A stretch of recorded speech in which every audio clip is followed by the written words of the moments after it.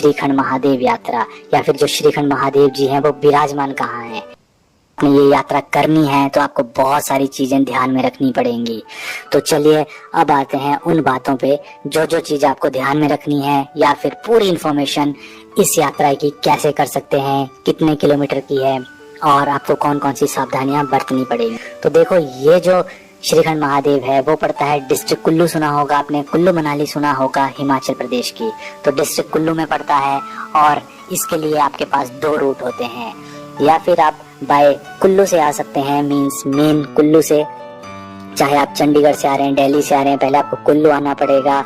और दूसरा रास्ता जो है वो है बाय शिमला होके आना पड़ेगा।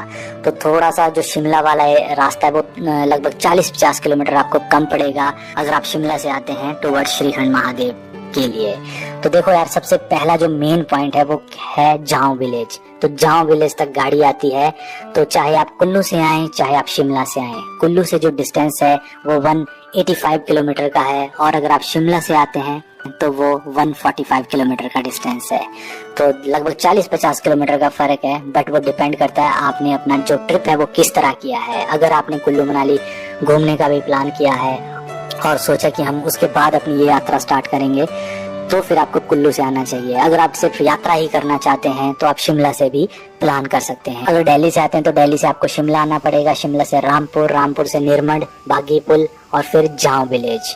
और अगर आप कुल्लू से आ रहे हैं तो आपको कुल्लू से जाना पड़ेगा निरमंड, फिर निरमंड से बागीपुल और बागीपुल से जाओ विलेज। तो रास्ता कुछ ऐसा ही है, तो आप कोई भी रास्ता चूज कर सकते हैं। आपको ये तो पता लग गया कि आपके पास 2 रास्ते हैं। अब बात करते हैं ये यात्रा स्टार्ट कब होती है।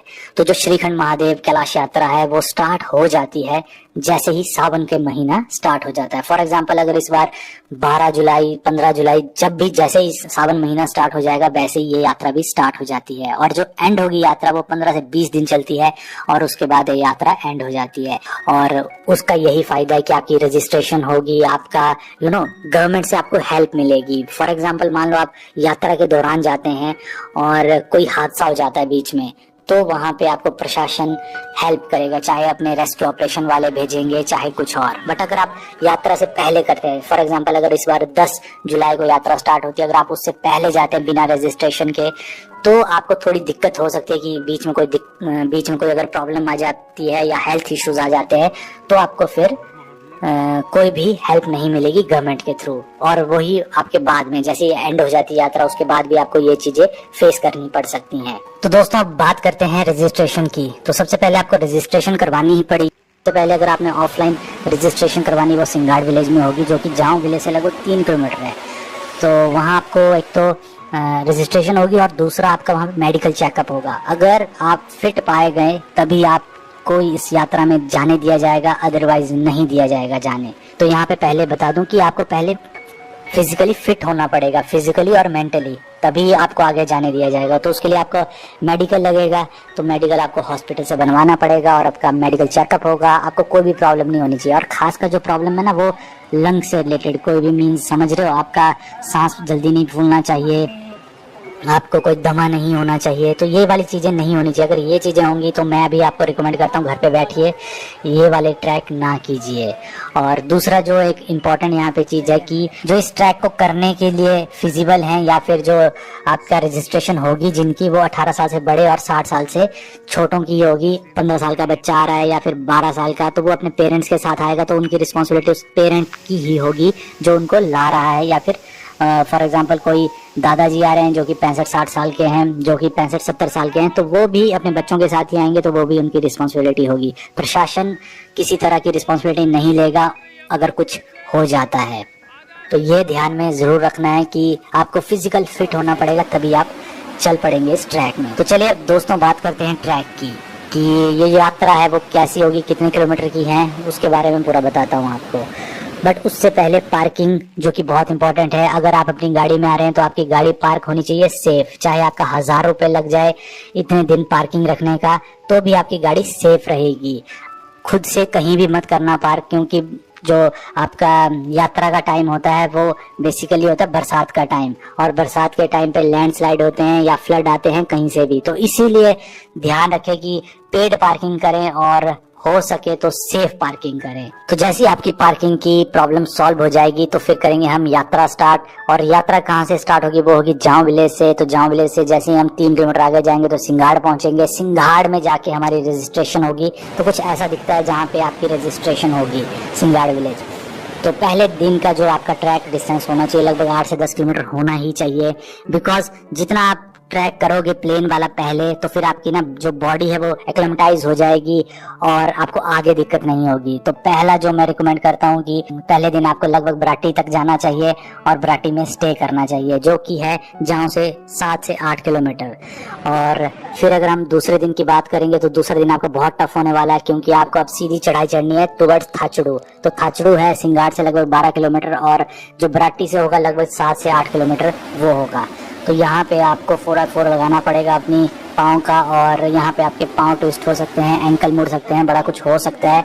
तो अगर आप थाचड़ू तक बहुत अच्छा पहुँच गए तो उसके बाद आपको थोड़ा प्यारा स्लोप आएगा काली टॉप का। तो जो आप ये खूबसूरत सा एरिया देख रहे हैं वो है काली टॉप का मेडोज है। तो यहाँ पे आप घूम सकते हैं, थोड़ी देर रिलैक्स कर सकते हैं। और यहाँ पे एक और बता दूं कि जितना भी ये ट्रैक होगा ये होगा बरसात के टाइम पे, तो यहाँ बारिश होना लाजमी है। तो आप यहाँ पे स्टे कर सकते हैं काली टॉप में। और फिर जो अगला पड़ाव है नेक्स्ट डे का, थर्ड डे का, तो वो है आपका काली टॉप से भीम द्वार। बहुत ही बुरे हाल है इस रोड के भाई, और ऊपर से बारिश हुई है, ये तो काम टोटली खराब कर दिया इसने। अब बहुत ज़्यादा प्रेशर पावर पड़ रहा है ऊपर, अगर आप देख सकते हो तो भाई बिल्कुल ही एकदम डाउन है सारा ये। अभी पहुँचना हमने भीम ताल, जो कि 3 किलोमीटर है। तो जो भीम द्वार का है वो भी बहुत खूबसूरत है आपका, साथ में ये नाला बहता है बहुत खूबसूरत सा, और यहाँ पे वाटरफॉल भी है। वही बोल रहा हूँ कि ये जो ट्रैक है वो बहुत ज़्यादा खूबसूरत भी है, डिफिकल्ट भी बहुत ज़्यादा है। तो अभी डिफिकल्ट वाला पार्ट आया नहीं, वो आपको आगे दिखाने वाला हूँ। तो जो आपका थर्ड डे वो आप भीम द्वार तक कर सकते हैं, या फिर भीम द्वार से जो पार्वती बाग है ना वो भी ज़्यादा दूर नहीं है, वो सिर्फ 2 किलोमीटर का है। तो वो करना चाहें तो वो भी कर सकते हैं आप उसी दिन, बट वो थोड़ा लंबा हो जाएगा, तो इसलिए मैं रिकमेंड करूंगा कि आप थर्ड डे तक भीम द्वार कर सकते हैं और फोर्थ डे आप भीम द्वार से जा सकते हैं पार्वती बाग। तो भाई आज है डे 3, जो कि हम स्टार्ट कर रहे हैं कुंजा से, कुंशा से। तो भाई आप पीछे देख ही सकते हैं। अभी हमारा जो आज का जो बोलते हैं स्मॉल माइल स्टोन है वो है पार्वती बाग, जो कि यहाँ से है लगभग 4 किलोमीटर। उसके बाद करेंगे हम टोटल 5 किलोमीटर, जो कि होगा श्रीखंड महादेव। कभी तो बारिश रात और बुरी तरह हुई, तो अभी पीछे देख सकते हैं बारिश ही है। तो भाई हमें कहाँ पहुँचना है, हम कहाँ से उतरे मैं बताता हूँ आपको। काफ़ी हाइट से उतरे, जो कि उधर है मेरा होगा, तो वहाँ पे जो टेंट है ऊपर, तो वहाँ से उतरे हम। काली टॉप है, काली टॉप से परसों हमें फिर से ये चढ़ाई करनी पड़ेगी भाई। इसे देख के तो काफ़ी डर लग रहा है, बाकी कसम से औसम व्यू है जैसे कि आप देख सकते हैं। बाकी भाई वगैरह अभी हमारे बिल शिल देखे आ रहे हैं। तो कटप्पा इज ऑल्सो है। फिर कटप्पा जय भोलेनाथ, हर हर महादेव, हर हर महादेव, जय भोलेनाथ, जय भोलेनाथ, जय भोलेनाथ। चलो चलो लेट्स गो। जय भोलेनाथ, सबके साथ जय भोलेनाथ, जय भोलेनाथ, जय भोलेनाथ। ध्यान से चले यहाँ से, क्योंकि ये तो भाई डेडली है। लुक एट द ब्यूटी यार।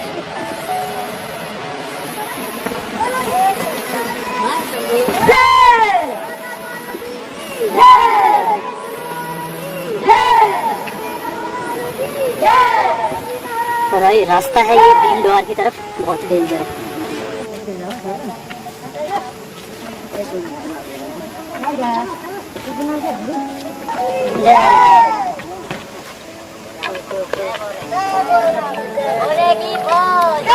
बोलेगी मौज, 1 2 3 4, 1 2 3 4, बम बम बोले।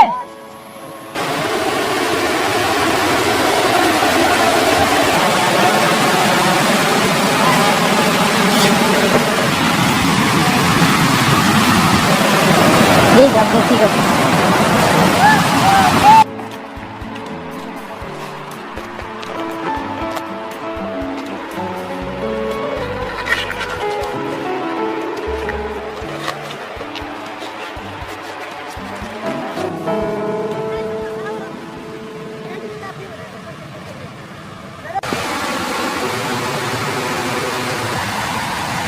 भाइयों हमने पार्वती बाग में रहने का फैसला किया है, क्योंकि जो भीम द्वार है वो थोड़ा पीछे है। कम से कम फिर अगर हम पार्वती बाग रहेंगे तो हमें जो 2 किलोमीटर की चढ़ाई फिर सुबह बच जाएंगे उससे। तो बस फिंगर क्रॉस वहाँ पे कोई जगह मिल जाए। ये बंदे यार अपनी रोजी रोटी कमाने के लिए बहुत रिस्क लेते हैं कसम से। Salute to this guys, look at the beauty. तो अब दूसरी बात, हमने अगर पीछे आपको दिखाई दे रहे बड़े बैग वाला, तो हमने कटप्पा जी को आगे भेजा था। तो पार्वती बाग में वो हमारे लिए टेंट्स का इंतजाम करेगा, क्योंकि पार्वती बाग में काफ़ी कम टेंट्स लगते हैं एज़ कम्पेयर टू यहाँ पे जो आपका भीम द्वार है। तो भीम द्वार में तो काफ़ी लगे होते हैं। तो ट्राई करें कि अगर आपने पार्वती बाग में रहना है तो भीम द्वार में थोड़ा जल्दी करिए, भीम द्वार से थोड़ा जल्दी निकलिए, क्योंकि ऊपर कम से कम आपको 11-12 बजे तक पहुँच जाइए पार्वती बाग में, ताकि आपको टेंट्स मिल सकें। अदरवाइज़ आपको टेंट्स नहीं मिलेंगे। तो हमारे साथ तो कोई जो डिपार्टमेंट है, पुलिस डिपार्टमेंट उनके आदमी तो हमें शायद मिल जाए 70% चांसेस है। तो हम ट्राई करेंगे कि ऊपर चढ़े। बाकी भाई ब्यूटी देख सकते हो, कसम से एपिक है यार। मतलब कुल्लू का ये दूसरा छोर है, टोटली दूसरा छोर है। शिमला के साथ ही बिल्कुल है, सरहान घाटी से स्टार्ट होता है और यहाँ ऊपर तक जाएगा। यहाँ पे एकदम क्लाइमेट चेंज होता है, धुंध बारिश। आप बैठ सकते हैं और एक दिन का स्टे कर सकते हैं पार्वती बाग में। जितनी फोटोज खिंचानी आज खिंचा लो। बट यहाँ पे एक और बात है, कईयों की किस्मत यहीं से होती है कि आपको यहीं से श्रीखंड महादेव के दर्शन हो जाएं। और मैक्सिमम जो बड़ी उम्र के हैं या फिर छोटी उम्र के होते हैं, खासकर 60 प्लस जो लोग होते हैं, वो यहीं तक आते हैं पार्वती बाग तक, और यहाँ से भोलेनाथ के दर्शन करते हैं और फिर घर चले जाते हैं। और दूसरी बात बता दूं कि यार, इसके बाद आपका सबसे ज्यादा टफेस्ट टाइम स्टार्ट होगा, जो कि श्रीखंड महादेव यात्रा का। पार्वती बाग से श्रीखंड महादेव यात्रा वो ज्यादा नहीं है, वो सिर्फ 5 किलोमीटर की है। बट ये 5 किलोमीटर सबसे ज्यादा डिफिकल्ट होने वाले हैं, क्योंकि आप चलती वक्त जब आप ऊपर को जाओगे तो शायद ही आप अपने दोनों पांव और दोनों हाथ बिना लगाए जा पाओगे। आपको चारों यूज करने पड़ेंगे, तभी आप ऊपर पहुंचोगे। और यहाँ पे एक और बात बता दूं, ये भी डिपेंड करता है डिफिकल्टी किस पे, स्नो पे। अगर मान लीजिए इस साल जैसे कि 2024 में भी अभी ज़्यादा स्नो नहीं पड़ी है दिसंबर और जैन में, जिसके कारण अभी स्नोफॉल कम हुआ है। और जो जितना भी स्नो हुआ है वो हुआ है फरवरी के बाद। अगर ये बचा रहा, मींस अगर ये जल्दी नहीं पिघला, तब तो आपको थोड़े चलने में डिफिकल्टी कम होगी। बट अगर मान लो फॉर एग्जांपल ये पिघल गया, तो जो अभी का ये टाइम है जो आपको अभी वीडियोस में दिखाई दे रहा है, तो कुछ इस तरह होगा। और इस पे चलना बहुत ज़्यादा डिफिकल्ट है, बहुत ज़्यादा।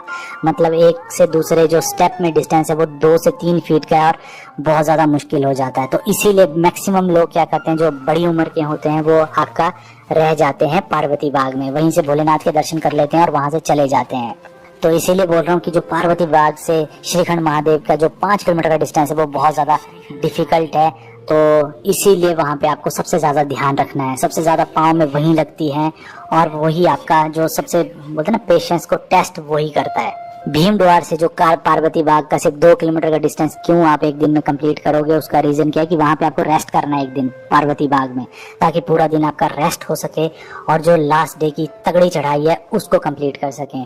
और पार्वती बाग से श्रीखंड महादेव आपको सुबह चलना है, लगभग 5 बजे या 4 बजे निकल जाओ, बहुत अच्छी बात है, क्योंकि आपको ये 10 किलोमीटर का स्ट्रेच एक दिन में करना है। पार्वती बाग से श्रीखंड महादेव पहुंचना है, उसके बाद वहां पे 2 घंटा, कम से कम 1-2 घंटा बिताना है, भोलेनाथ के दर्शन करने हैं, उसके बाद वापस पार्वती बाग ही आना है। तो इसीलिए आपको थोड़ा सुबह जल्दी करना पड़ेगा। तो दोस्तों फाइनली पहुंच चुके हैं हम श्रीखंड महादेव।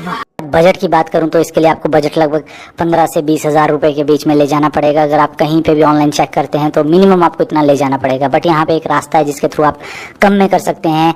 तो एक कंपनी है बहुत ही अच्छी ट्रैवल कंपनी, तो उसके थ्रू आप जा सकते हैं, केपल एक्सपीडिशंस के थ्रू। तो वो आपको ये करवा देगी लगभग 25 to 3000 रुपीज़ में। तो उसको ज्वाइन कर सकते हैं। उसमें आपको गाइड मिलेंगे और मेडिकल फैसिलिटी मिलेगी, जिससे कि आप ग्रुप को ज्वाइन करके आराम से ये ट्रैक कर सकते हैं। तो बहुत सारे लोगों को लगेगा कि यार हम खुद से ये ट्रैक क्यों नहीं करें। देखो बेशक करो आप, बट बहुत ज़्यादा चांसेस रिस्की होते हैं यहाँ पे कि आपके साथ कुछ ऐसा हो जाए कि बहुत ज़्यादा तकलीफ़ें होंगी आपको मैनेज करने के लिए। तो इसीलिए यार 2900 3000 रुपये में वैसे भी आजकल क्या ही आता है, कुछ नहीं आता है। तो इसीलिए ट्राई करें कि किसी के साथ भी जाएं, मैं नहीं बोलता हूँ कि किसी कंपनी के थ्रू जाएं, कुछ जाएं, बट ऐसे लोगों के साथ जाएं जो कि आपको ये ट्रैक करवा सकें। अगर छोटा ट्रैक होता, इजी होता है, मॉडरेट होता, तब मैं बोलता भी नहीं कि आप पैसे खर्चो और तब जाओ। बट ये सीरियसली बहुत ही सीरियस वाला ट्रैक है और इसमें आपके साथ कोई ना कोई आपकी हेल्प के लिए होना चाहिए। अगर आप पोर्टर भी करते हैं वो भी 1000 रुपीज़ कम से कम आपका पर डे का चार्ज करता है।